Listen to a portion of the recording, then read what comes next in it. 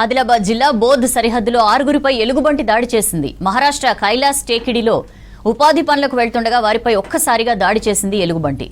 ఘటనలో 3 మృతి చెందారు, మరో 3 తీవ్రంగా గాయపడ్డారు. ఒకరిని చంపి శవం మీద కూర్చుంది ఎలుగుబంటి. అక్కడికి చేరుకున్న ఫారెస్ట్ అధికారులపైకి సైతం దాడి చేసేందుకు దూసుకొచ్చింది. తర్వాత ఎలుగుబంటి దాడిలో గాయపడ్డ వారిని జేసీబీ సాయంతో బయటకు తీసుకొచ్చారు. బోధ్ సరిహద్దులో అటవీ అధికారులు హెచ్చరికలు జారీ చేశారు. ఉపాధి పనికి అటవీకి వెళ్లొద్దని సూచించారు. ప్రజలంతా అలర్ట్ గా ఉండాలని చెప్పారు ఫారెస్ట్ అధికారులు.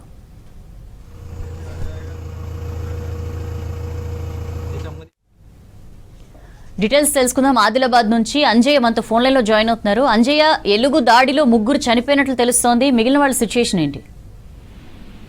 సౌజన్య, ప్రధానంగా ఆదిలాబాద్ జిల్లా బూత్ సరిహద్దు ప్రాంతంలో ఎలుగుబంటి దడ పుట్టిస్తుంది. ముఖ్యంగా ఏదైతే ఉదయం పూట పనుల కోసం వెళ్లిన ఒక రైతుపై పంజా విసిరింది. అదేవిధంగా ఆ రైతు ప్రాణాలు కోల్పోవడంతో అతన్ని రక్షించడానికి అక్కడికి వెళ్లిన మరొక 5 మందిపై కూడా ఎలుగుబంటి దాడి చేసింది. ఈ ప్రాంతం అయితే ఏదైతే దాడి చేసిన ప్రాంతం అంతా బూత్ సరిహద్దు ప్రాంతానికి కేవలం 2 కిలోమీటర్ల దూరంలో ఉంది. అయితే ఈ దాడిలో ఒక 6గురిపై దాడి చేస్తే 3 ప్రాణాలు కోల్పోయారు, మరొక 3 పరిస్థితి విషమంగా ఉంది. వాళ్ళను మహారాష్ట్రలోని ఏదైతే నాందేడ్ జిల్లా కేంద్రానికి తరలించడం జరిగింది. అక్కడ చికిత్స అందిస్తున్నారు. అయితే ఏదైతే ఎలుగుబంటి దాడి చేసిన ప్రాంతం అంతా కూడా కేవలం బూత్ సరిహద్దు ప్రాంతం, ఆదిలాబాద్ జిల్లా బూత్ సరిహద్దు ప్రాంతం మహారాష్ట్ర సరిహద్దు ప్రాంతానికి కేవలం 2 మీటర్లు ఉంది. ముఖ్యంగా ఆ ఎలుగుబంటి ఒక బిడ్డకి జన్మనిచ్చిన ఎలుగుబంటి కావడంతో అది కోపంతో ఉంది.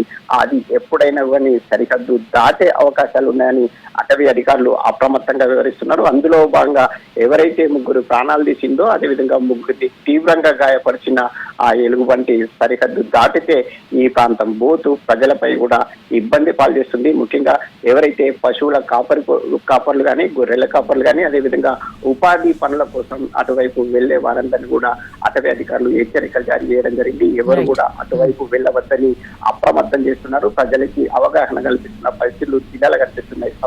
Right Anjaiah, thank you.